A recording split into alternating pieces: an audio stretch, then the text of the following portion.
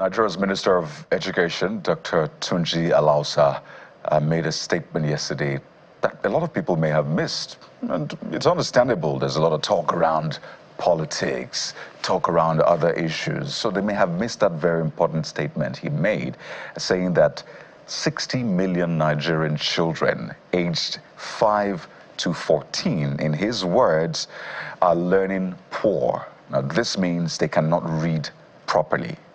Yes, 60 million, he said that. Now, while we can debate about the data and all of that, but these are things we see every day, and some of the front pages speak to that as well. So how do we ensure that our children learn rich and can eventually contribute to Nigeria's wealth, so we can build a nation that is wealthy?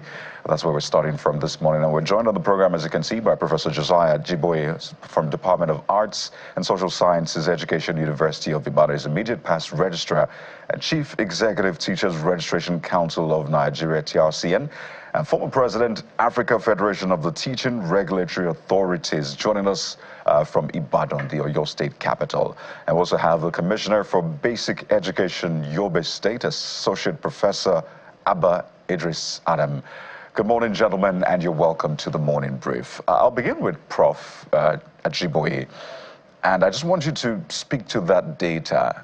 It is startling. Again, a lot of people may have missed it, but these are the things that contribute to where we are as a nation today. So when you look at that data, what exactly is the problem here? Is it a challenge with the teachers? Is it a challenge with the tools, the environment, the learning environment? Is it a challenge with the curriculum we're using? Or is it a challenge with the students, and perhaps the home, the parents, and the society itself? Professor. Good morning, Nigeria. And it's my pleasure actually to be here this morning. Yes, I didn't hear the earlier part of the question, but I can say that, well, the Honorable Minister of Education came out with some of the issues that have been identified, especially with regards to the challenge of what we call educational deficit or deficiency in terms of the number of children that are between the ages of 4 and 15 that are not able to read and also do arithmetic. This is not the first time these statistics is coming out. As our 2023, UNESCO itself came out with a figure of about 75% of children ages between 4 and 15 that are not able to read and do arithmetic. That's a very staggering 75% of children that are in school that are not able to read or do arithmetic. So it's really a big challenge. You know, Nigeria, apart from the challenge of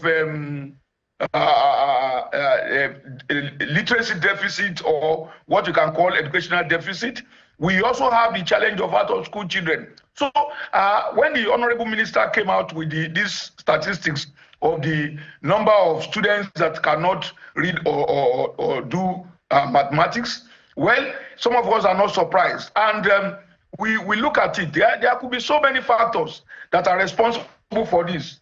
There could be so many factors responsible for this.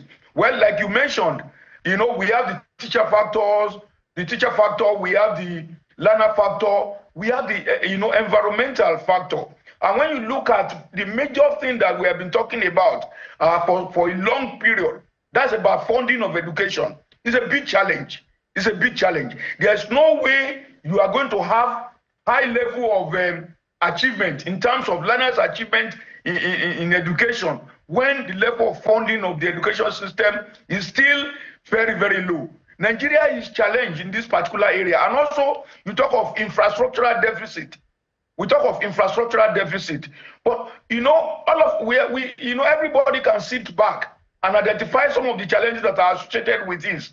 But what we are trying to say, and we are trying to advise the Honorable Minister, is this. One, I think it is high time. Because look, rather than coming out with what we call this piecemeal approach, yes, it's good to come out with the strategy, which the Honorable Minister has done, the strategy to address some of these challenges. the out-of-school children, and even those who are in school, the level of their achievement and things like that. It's good to come out with strategies. But I think what we should do is to subject our strategies to a national debate. And I think it will be very important because at a time, you know, the government, maybe the previous minister, toyed with the idea of 16-year age for entry into the university. And then we also got the idea of the 12-year basic education, which came out recently. And then this one is coming out now. I think what we should do, and at the level of the Nigerian Academy of Education, the thinking presently is that the honorable minister will do well. If it is not budgeted for this year, we may be thinking of 2026 budget. The honorable minister will do well to convoke a stakeholders, what you call the National Conference on Education, okay, where we are going to address, in fact, address all these issues. In fact, people are saying that our national policy on education as presently constituted is outdated. The last national conference that was organized on education in Nigeria was in 1969. That was the 1969 Curriculum Conference, which was organized at the University of Lagos. Okay? And that conference brought together all stakeholders in education and even in the world of work. Everybody came together, and that was what led to the introduction of the 6334 system of education. And that was what led to also the introduction of the national policy on education, which has been revised over time. But I think this is the right time for us. Let us sit back and look at our education system. Is it achieving what it's supposed to? It's not only about learning deficit. It's not only about learning deficit. There are there are so many challenges that are confronting the Nigerian education system. So let us sit down at a conference. Like I said, if it is not possible this year because it has not been budgeted for, one will advise the Honorable Minister of Education and the Honorable Minister of State for Education and the whole Federal Minister of Education, which one has been part of the family for some years, that what we need to do at this stage is to bring everybody together. Let us look, including the industry. Are you satisfied with the kind of graduates that you are getting?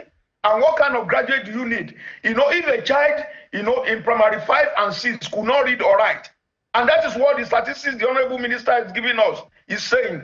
I can tell you. So we can extend the conversation to the Commissioner of Education in Yobe State, Mr. Idris Adam, who's the Commissioner for Basic Education. But Commissioner, Professor Ajiboye has made some very interesting points talking about convoking, a national discourse on education. Let's know what we want to make of education. So he says if it's not budgeted for this year, perhaps next year. But I'm not sure if our education system can wait that long. And part of the solutions that the Minister of Education proffered are, one, reduction in the burden of out-of-school children and integrating them into formal education and improving the quality of education outcomes. I was looking at data and I saw that Yobe and 2 other states in the region you have 2 million plus out-of-school children as of last time when I checked the data. And that's alarming. Add to that the fact that some states have shut schools. So it looks like while we want to have that conversation, decisions are already being made, and those decisions are affecting the outcomes of education already. So do you agree that first we need to have that national conversation? 1, 2, how is your state working on reducing the burden of out-of-school children in spite of school closure? Thank you so much, and good morning, Nigeria. I think one of the key issues that need to be addressed first is what is learning poverty? Because our major problem is learning poverty. Learning poverty is the inability of a child to read or understand a simple text by the age of 10, or at least after completing a primary school.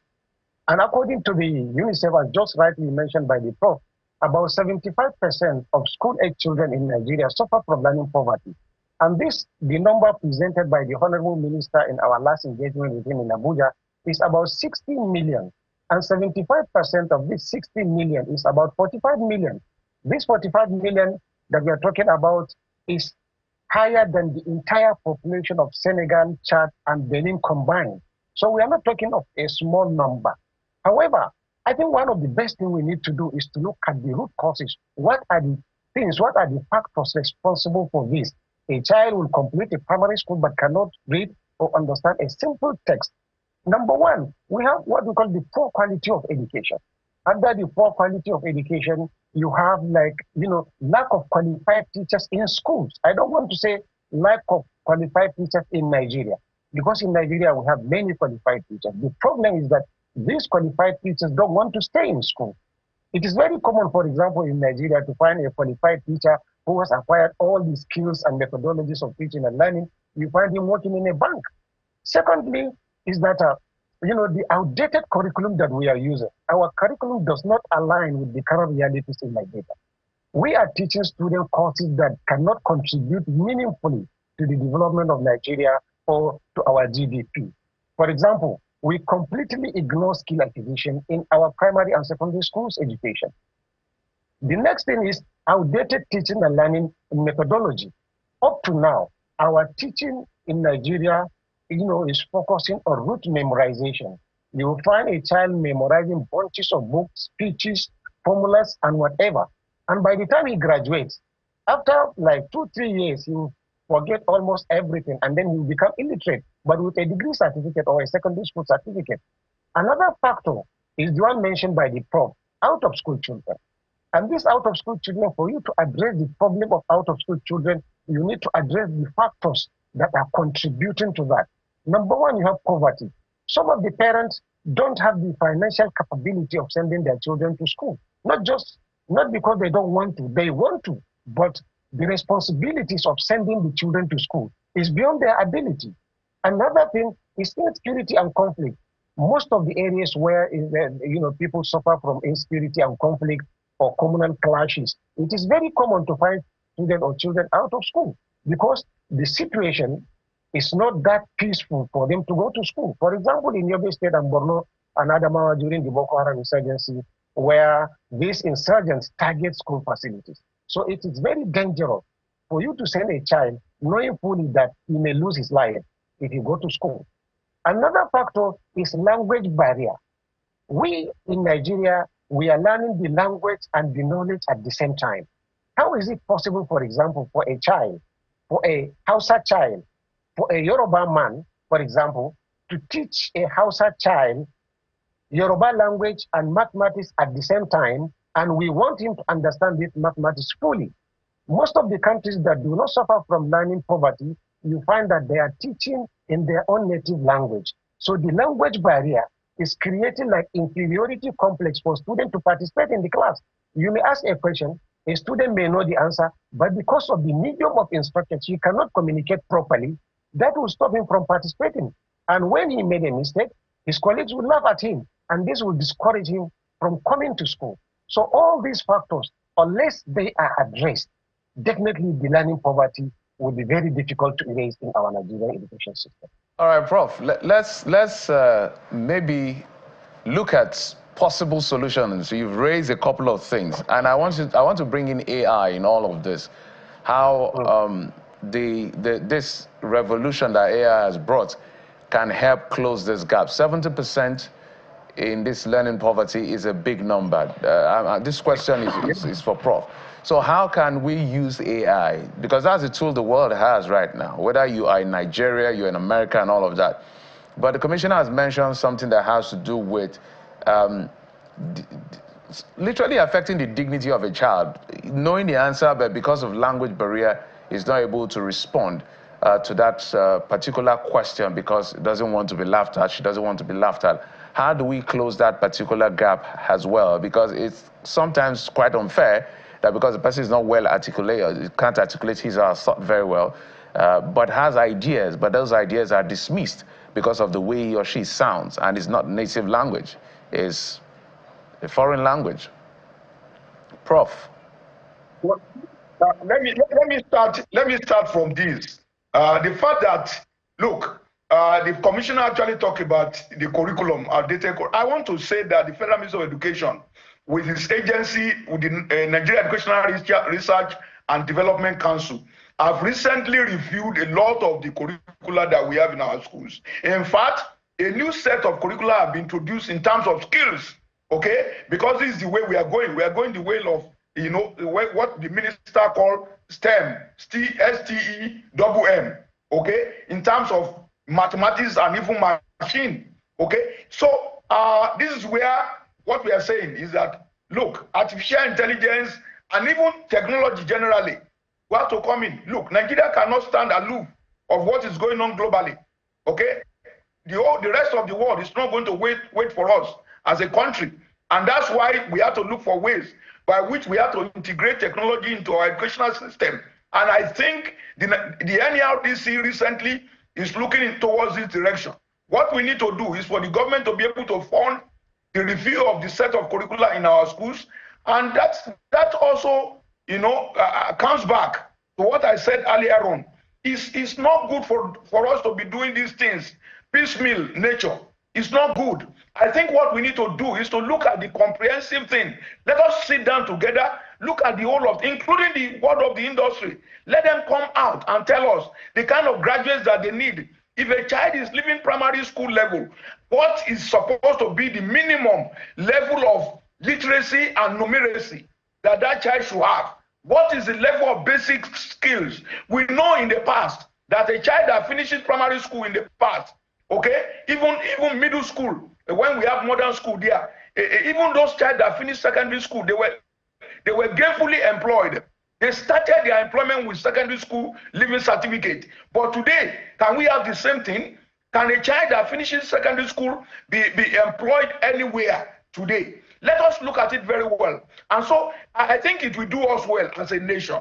Because if we continue with this piecemeal approach, we are not going to get there. It will be difficult. But what we need to do is, yes, how do we integrate, for example, the question of AI? How do we integrate? Yeah, Nigeria has come out with what we call the national language policy in education. Okay, this is not the first time we are talking about it. It was approved even under the last dispensation. The immediate past government of Muhammadu Buhari approved what we call the national language in education. Okay, so it's not strange to us. We already have that policy on the national language in education. But how do we implement it? That has been the major problem. The states, or how do we carry the states of the federation along in implementing the national policy on language in education? How do we carry them along in terms of training their teachers, in terms of making sure that we provide the necessary facilities to implement that? So we are not bereft, excuse me, we are not bereft of some of these beautiful ideas. But I think our major problem has always been in the area of implementation. Yes, I listened to the Honorable Commissioner talking about the quality of our teachers. It's a big challenge. I was able to drive the Teachers Registration Council of Nigeria for about 8 years, and we know what we have done in terms of policy documents that we have rolled out, in terms of the introduction of the professional qualifying examination for teachers at that particular level, to make sure that anybody that we teach in our school is not only qualified, but competent to be able to deliver. We have done this, but to what extent have the states embraced what... You have made a very important point about engagement of, the states at that level on how to implement the national language policy, which is a critical factor in this data that has been produced by the Minister of Education on 60 million plus children with a learning inability to a certain extent. But I'd like us to know, to expand the conversation further by asking if we understand the state-by-state breakdown of this data as we do the number of out-of-school children across the 36 states of the Federation. We know which state contributes what percentage to the 10 plus million out-of-school children that we have in Nigeria. But do we understand the breakdown of this data? And if we do, I'm coming to you now, Commissioner, and if we do, how intentional are the states in being deliberate about tackling it through their budget? For instance, we know that Enugu State is committing 20% of its budget to education, but is it the same across the states of the Federation, particularly in the north, which have the highest contribution to the number of out-of-school children in the country? So two in one, and that's for you, Commissioner. In our last discussion, we made mention of the total percentage of out-of-school children in Yobe State, which stands at 24%. The learning poverty that we have, based on after the annual school census conducted by the Ministry of Basic and Secondary Education in 2024, we are having about 19% of the total school children that are suffering from learning poverty. However, in order to address this, one of the major steps that need to be taken is to make sure that education is made free, number one, so that each and every child will have access to equitable, quality, and inclusive education. Number two is that making all the necessary, not just making the school free, but making even the WAEC and NECO, where students will now come and register. Let that financial burden be taken by the state. And this is what His Excellency Honorable Maimana Boni is doing in Yobe State. From primary school up to completing secondary school, no child is paying anything. And what the Prof mentioned is what we call teacher professional development policy. Teacher professional development, it is quite different. I said earlier that we have qualified teachers, but most of them don't want to stay in teaching profession. About if you're going to increase your budgetary allocation to education in order to tackle the multifaceted aspects of this problem, the teacher, inadequacy of teachers, learning tools, and indeed tuition fees. Will you be increasing your budget? And are you also calling on other subnationals to significantly increase their budgets to education? Of course. But what we need to know is that each state has its own peculiar problem. Some states may not have that. Probably the learning poverty is not their priority. But for example, in Yobe State, out-of-school children and learning poverty is what we are focusing particularly in the year 2025. That is why the budgetary allocation of Ministry of Education has been increased in order to make sure that these areas have been covered. I don't know. Last week or last 2 weeks, we just made His Excellency Honorable Maimana Boni sponsored over 890 students in a private school, indigenous of Yobe, with the amount of almost 2.2 billion naira to go and study. This is another way of making sure that the learning poverty has been reduced drastically by, diversing, making at least the ways to acquire knowledge is diversified. Some of them will go into public school, others that are going to even private school, they are being paid for by the state government. So addressing this actually requires a multifaceted approach. One of them, as you rightly mentioned, is to make sure that we, increase the budgetary allocation for education in order to make sure that this particular group of students have been provided for with all the necessary support they need, so that the learning poverty problem would squarely be addressed. So on final note, just one statement from both of you. Language of learning. Should we still stick to indigenous languages? And that's for both of you. The language of learning, do we stick to indigenous languages or sorry, should we revert rather to indigenous languages or still stick to the English language? I'll start with you, Commissioner, and then Prof will have the final word. So there's just one sentence on that one. One of the problems is that we can maintain English, but when we have qualified teachers who can teach properly and adequately. All right, so maintain English. Professor Jiboye, your response to that final words. Thank you very much. The national policy is very clear. At a certain level of the education system, you use the language of the immediate environment. And when you go to the higher level, you adopt English language. I think we should maintain this because the children we prepare, they are also global children. They are not just for Nigerian market. So I think we should maintain that. Let us use language of the immediate environment at the lower levels. And when the children are climbing up, we go to the use of English language. I think this will help our country in the area of development. Thank you very much. Professor Josiah Jiboye, former president of African Federation of Teaching Regulatory Authorities, immediate past registrar and chief executive of the Teachers Registration Council of Nigeria, and from Department of Arts and Social Sciences Education, University of Ibadan, as well as the Commissioner for Basic Education, Yobe State. Commissioner, we had a conversation the last time about Bindingari Primary School. Did you visit? Were you able to do anything about the situation of the school? I visited, and the solution is currently going on. So what is being done there now? What we did is that to providing those decks that were missing, and inshallah, everything is now going on. It is about to be completed and it will be presented. So we'd love to see the images. We'll also be sending our people there. But we have to thank you so much for at least being proactive. The Associate Professor Abba Idris Adam, Commissioner for Basic Education, Yobe State. Thank you for your time.